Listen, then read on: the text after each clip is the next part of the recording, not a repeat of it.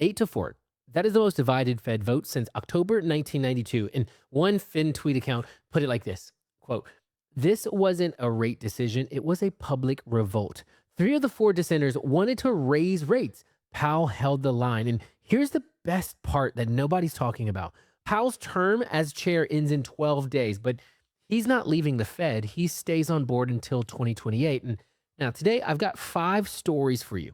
Stories that change how you raise capital, how you talk to your investors, and what AI tools you actually need inside of your fund right now. And every single story is going to come with a specific capital raising action that you can take this week. Not go think about it, but a very specific email script, a specific post, a specific question. So stick around because this one matters. Welcome to Funds on Fire, the podcast that ignites the passion of investment funds and capital raising. Here we turn the complexities of fund management into clear, actionable steps that drive results. I've invested into diverse real estate across the United States and managed thriving funds, and I'm committed to transforming lives through the vehicle of investment funds and helping others to do the same. Join me as we document the journey of scaling businesses, raising capital, and impacting tens of thousands of people around the world. My name is Devin Robinson, and welcome to Funds on Fire. Real quick before we dive in, this episode is brought to you by FundFlow OS. FundFlow OS is the autonomous operating system for real estate private capital, not just another CRM you have to babysit. I mean, we're talking about Flow AI, an actual AI employee that builds your daily action list, runs your investor follow-ups, draft messages in your voice, and keeps compliant inside of a 506B or 506C with full evidence trails. It is the employee that you cannot afford yet, but it's free to start. So go to fundflowos.com. Again, that's fundflowos.com to grab it and get started for free. Now, story number 1, this is all about the Fed. Here's exactly what happened on April 29th. The Federal Open Market Committee voted to hold the federal funds rate in a range between 3.5% to 3.75%. Now, that is the third meeting in a row at that range. Now, headlines read, "No change." This is the wrong story. The real story is the dissent. 8-4. 4 members of the FOMC voted against the chair. The last time we saw 4 dissenters in a single vote was October 1992, the most divided Fed in 34 years. And here's what the financial press buried in paragraph 14. Of those 4 dissents, 3 of them wanted to raise rates. Only 1 wanted to cut.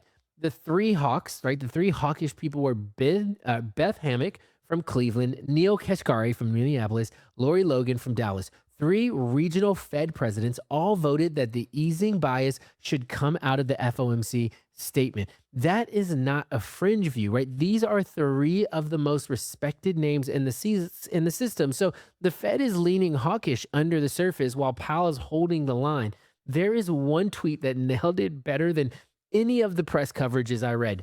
Vivek Khatri on X put it like this, quote, 8 versus 4. This wasn't a rate decision. It was a public revolt, end quote. A public revolt. Powell's term as chair ends May 15th. That's, what is that, 11 days? But here's the part most fund managers are missing. Powell does not leave the Fed when his term ends. His term as a Federal Reserve governor does not expire until January 2028. He keeps voting on every rate decision for the next 2 years. Now, Powell came out the day after the meeting and said, "I will not be a shadow chair." He is on record. He claims he is not going to second guess the new chair from the sidelines. We'll let you decide if that's even plausible or not. But 11 months from now, when Warsh wants to cut and the committee fights against him, where do you think Powell's vote's going to land? He says he won't be a shadow chair. He stays on the board until 2028, but you do the math. Powell himself basically said why he's staying on April 29th. I mean, and I quote, "Trump's legal attacks have left me no choice." He is staying on board because the relationship with the White House has gotten that bad. And here is who's replacing him. Kevin Warsh, former Fed governor from 2006 to 2011. Trump nominated him January 30th. The Senate Banking Committee voted 13-11 along party lines on April 29th to advance him to full Senate vote. Same day as the FOMC dissent. Same day. Sheesh, this is getting crazy. Warsh's stance is interesting, and most operators are getting it wrong. He's on record as an inflation hawk historically, but His current position is that there is actually room to cut rates because AI is driving productivity gains that offset inflationary pressure. So he, as a hawk who wants to cut, walking into a committee where 3 sitting members of his ideological side just voted to raise. This is not a Fed that's about to cut rates fast. That is a Fed about to fight in public for 18 months while the new chair tries to herd hawks who literally just dissented for the opposite direction of where he wants to go. Lori Logan's predecessor at the Dallas Fed said it cleaner than I can. Kevin Warsh is not going to, I don't believe, be able to come in there and convince his colleagues that this is the time to cut rates. That is from a former Fed regional president talking about another former Fed governor coming back as chair. That is the inside view of the next 18 months. Now, here is your capital raising play. Right now, your investors are kind of confused. They have been hearing for 6 months that rate cuts are coming. I mean, heck, they've been hearing for like 5 or 6, 3 or 4 years. They are checking your fund's projected returns against the assumption that no longer holds. The smart move is to get ahead of that conversation, not let them come to you with concerns. Here's the email script. Send this to your existing investor list this week. Subject line: what Powell's last meeting and Warsh's confirmation mean for our fund. Say this: hey, whatever their name is, you probably saw the Fed held rate cuts last week. The headline missed the bigger story. 3 members voted to raise rates, not cut them. Most divided Fed since 1992, and Kevin Warsh got confirmed by Senate banking the same day. Warsh is a hawk who wants to cut because AI productivity gains, walking into a committee where his side just voted to raise. We have updated our underwriting model and every active deal to assume flat rates through January 2027 and a 25 basis point upside scenario. Our return model still works. I wanted you to hear that from me directly before you read it somewhere else. Reply if you want to talk through it, and then send it. That email does 3 things. It positions you as the operator who saw it coming. It gives them confidence in your underwriting, and it opens the door for the next conversation. Most operators are silent right now. Be the one that talks first. Now, on to the second story. The SEC. If you're raising capital under like a Reg D 506C and you're not, you are about to want to be. The SEC dropped something in March that nobody is talking about, and it's called CD&I 148.01. The SEC issues these things called Compliance and Disclosure Interpretations, or CD&I for short. They are not laws, but they are how the SEC actually behaves in practice. CD&I 148.01 just changed the entire accreditation investor verification process for 506Cs. This is huge. Here's what verification used to look like. The investor had to send in their tax return showing $200K of income, or their CPA had to send a letter saying their net worth is over $1 million, or you had to use verifyinvestor.com or some other third-party services, or using our platform that verifies for them. Half the people that said they wanted to invest got to step 3 and dropped out because it just took so long. Under CD&I 148.01, if a natural person commits at least $200,000 in cash or $1 million for an entity, the SEC now says that commitment itself is sufficient objective evidence that they are accredited. Literally, if somebody writes you a $200,000 check, the SEC is saying you have done your due diligence. You do not need the income docs. You do not need the CPA letter. You don't need Verify Investor. She's like, I mean, this isn't crazy. This is crazy. So if you are sitting on a 506C PPM, your attorney drafted in February, go back and ask them about CD&I 148.01 specifically. And by the way, this is not isolated. In April, the SEC and the CFTC also jointly proposed raising the private fund reporting threshold from 150 million in AUM to $1 billion. Their own commission estimates say that the number of advisors required to report as large hedge funds advisors will drop 65%. And for private equity funds, quarterly event reporting is being eliminated entirely. Here's the translation. If your fund has under $1 billion under management, your annual filing burden is about to drop to almost nothing. The SEC is having a friendly month for small operators. This is fantastic. We're inside the window right now. And this is incredible because I think it hasn't changed. Like the accreditation process hasn't changed since like 1986, which is wild. Now, here's how your capital raising play goes. This is a perfect LinkedIn post, the kind of post that surfaces every accredited investor in your network who has been on the fence. Here's the copy it if you want, and use it as a template. The SEC just made it 10 times easier to invest in private real estate funds. CDNI 148.01 dropped in March. The old rule meant you had to send tax returns or a CPA letter to verify accreditation status before investing. Most operators required a third-party verification service, hours of work, lots of dropped commitments. The new rule, if you commit at least $200,000 in cash, the commitment itself is treated as sufficient evidence of an accredited status. No tax returns, no CPA letters, no third-party services. If you have been holding off on investing in a real estate fund because of the verification headache, the headache is gone. Comment send below, and if you want me to walk you through how it works, and send it. That post is going to do three things. It's going to educate your network about a real change most of them do not know about. It signals you're operating at a level where you keep up with regulatory updates, and it surfaces the warm leads who comment send. It gives you a great opportunity to reach out to them and engage with them. Then on every comment, you DM them. You start the conversation, not want to invest, but hey, happy to walk you through it. What is your investing background? What have you thought about investing? How's life been? What are you currently investing in? This is what people do. Like, this is what you should do. You turn LinkedIn into your investor pipeline. The post starts the funnel, the DM qualifies them, the call closes them. Use the news as your reason to reach out. Do that one post this week. That's all you got to do. All right. Let's talk about raising capital. The last two stories were news. The next three are increasingly about how you raise capital using these stories. Story 3 is about the AI tools the top capital raisers are quietly using right now. Story 4 is about how the addressable investor pool for your fund is about to multiply. And story 5 is the contrarian take on where $100 billion of competing capital is sitting and why your LPs need to hear from you. So let's jump into story number 3, all right? AI. Fundrise launched its tool in January called Real AI. $69 a month. It does deal underwriting analysis trained on their CRE database. Cool tool, but that's not the story. The story is that the top capital raisers are doing right now with AI. The most fund managers have no idea this is even happening. And here's the shift. 2 years ago, AI in capital raising meant ChatGPT. Write a generic email blast, spam it. Basically, investors caught on quick, open rates collapsed. Nobody was caring. Today, the operators raising the fastest are using AI for 3 specific things, not blasts, not content creation, 3 workflows. Number 1, investor research. Before any first call, AI pulls everything publicly known about the prospect, their LinkedIn activity, recent investment moves, companies they've written checks into, what conferences they've attended, what they post about. By the time you get on the call, you know more about them than they know you do.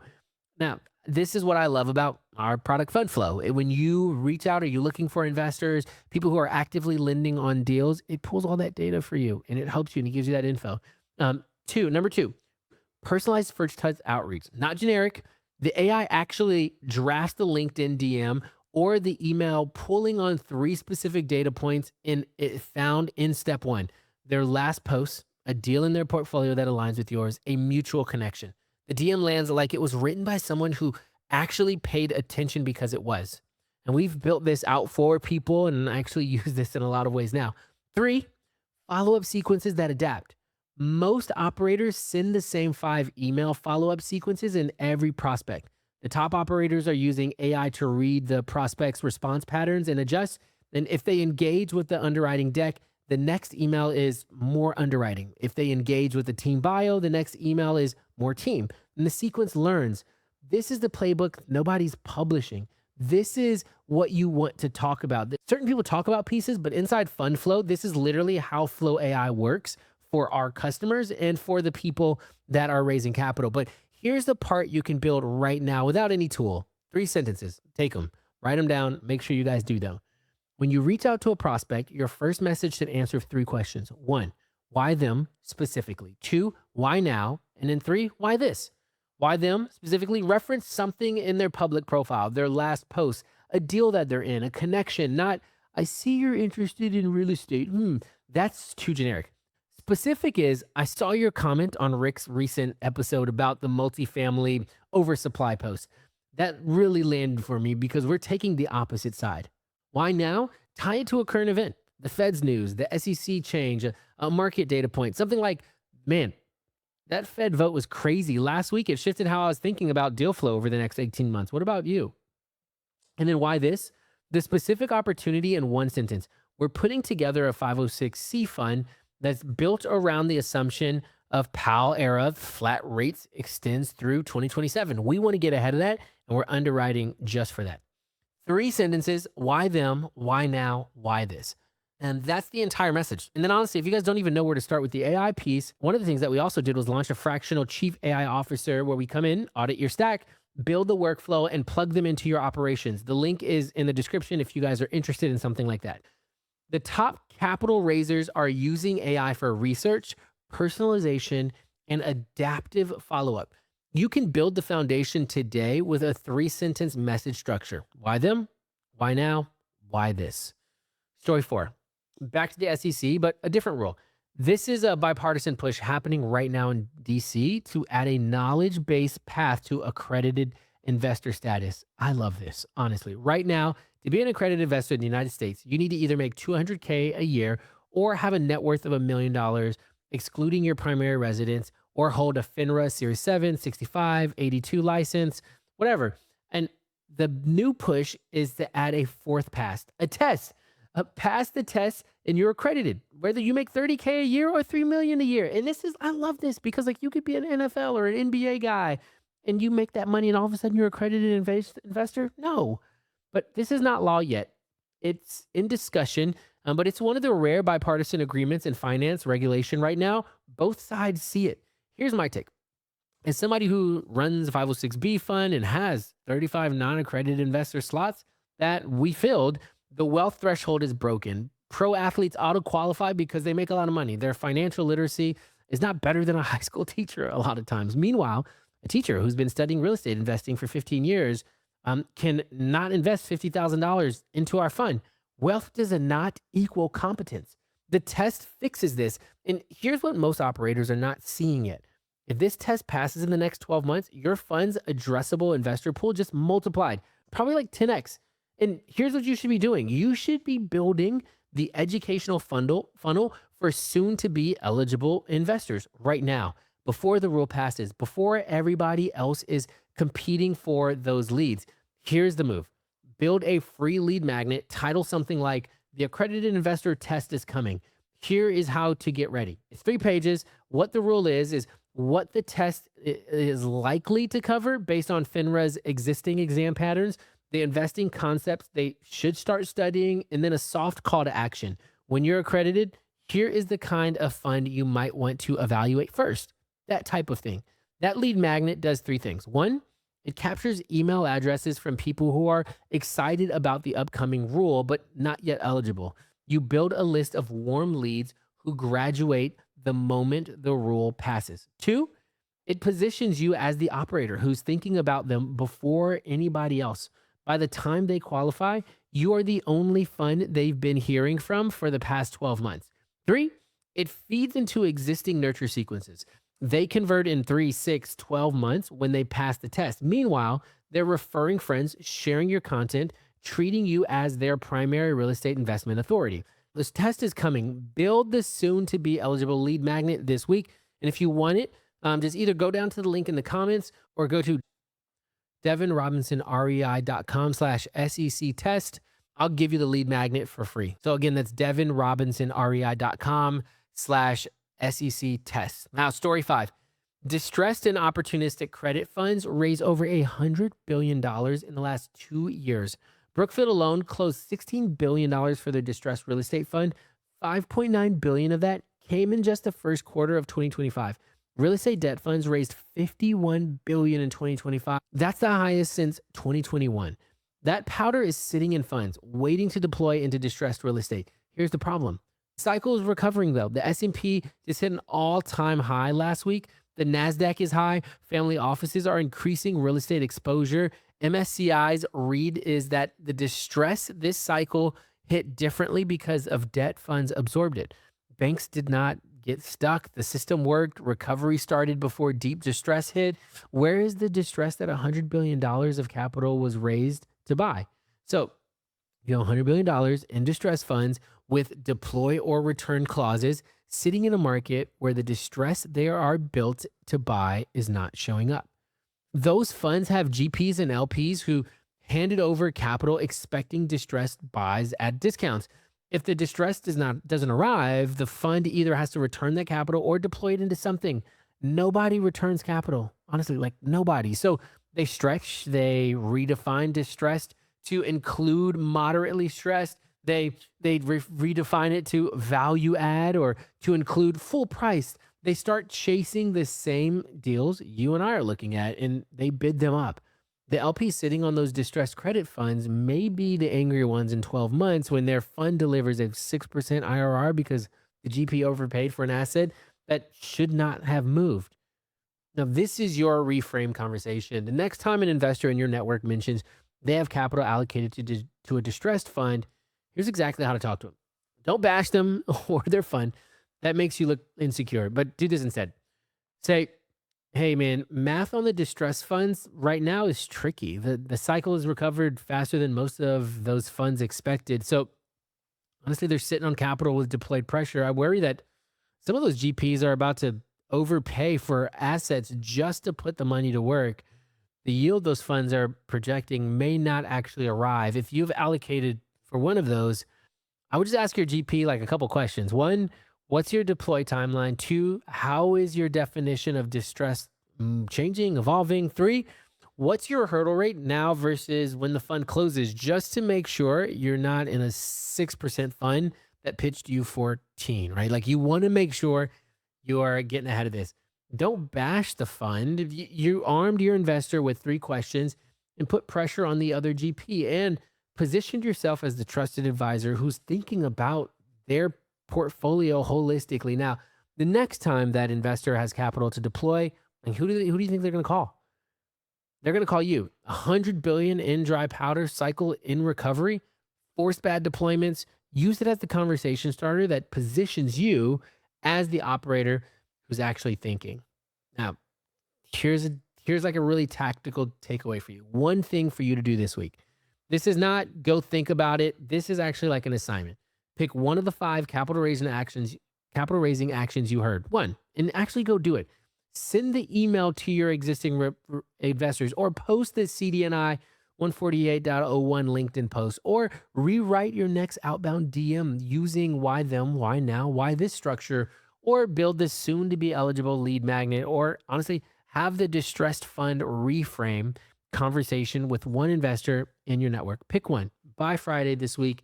Here is why this matters more than any underwriting tweak. Right now, every operator on Instagram is talking about deals, about cap rates, about markets.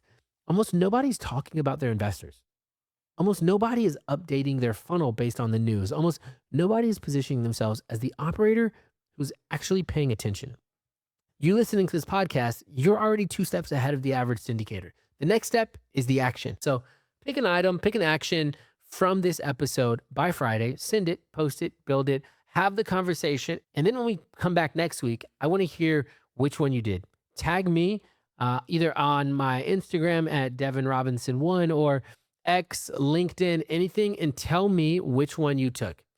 These are 5 stories. Public revolt at the Fed. SEC is making 506Cs easier, thank God. AI and capital raising. The accreditation test coming, awesome.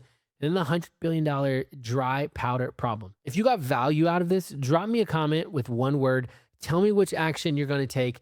I read every single comment on YouTube and I respond to the DMs. And if you want this every Tuesday morning, hit follow. The Funds on Fire news hour, or whatever we're calling this, is now going to be a weekly thing. Same time, kind of the same skeleton. Love what's going on. Sharing some capital raising tips, doing all that stuff. 5 different stories, different 5 actions. I'm excited for this. I'm excited to catch you next week. And as I always like to say, to great success and greater impact. Peace.